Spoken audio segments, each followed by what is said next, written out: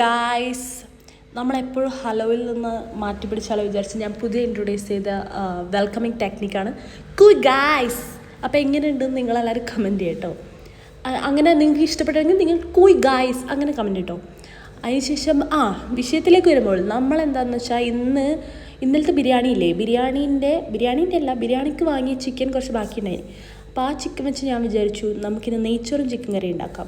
അപ്പോൾ അരി നമ്മൾ ഇതിലിട്ട ശേഷം അടച്ചു വെച്ചു. അപ്പോൾ നമ്മൾ എന്ത് ചെയ്തു, ചോറ് റെഡിയാവും. അങ്ങനെ നിന്നപ്പോഴാണ് ഞാൻ ഓർത്തത് ഞാൻ ബ്രേക്ക്ഫാസ്റ്റ് കഴിച്ചില്ല. അപ്പോൾ ഞാൻ ബ്രേക്ക്ഫാസ്റ്റ് കഴിക്കാൻ വേണ്ടി ഒരു സ്റ്റവിൽ ചപ്പാത്തി, ഇപ്പുറത്തെ സ്റ്റവിൽ ചായ, അങ്ങനെ ചായക്ക് ശ്രദ്ധ കൊടുത്തപ്പോൾ ചപ്പാത്തി കരിഞ്ഞ്, അങ്ങനെ ആ കരിഞ്ഞ ചപ്പാത്തിയിൽ ഞാൻ ന്യൂട്ടല്ല പുരട്ടി കഴിച്ചു. ഓരോ ജീവിതമേ.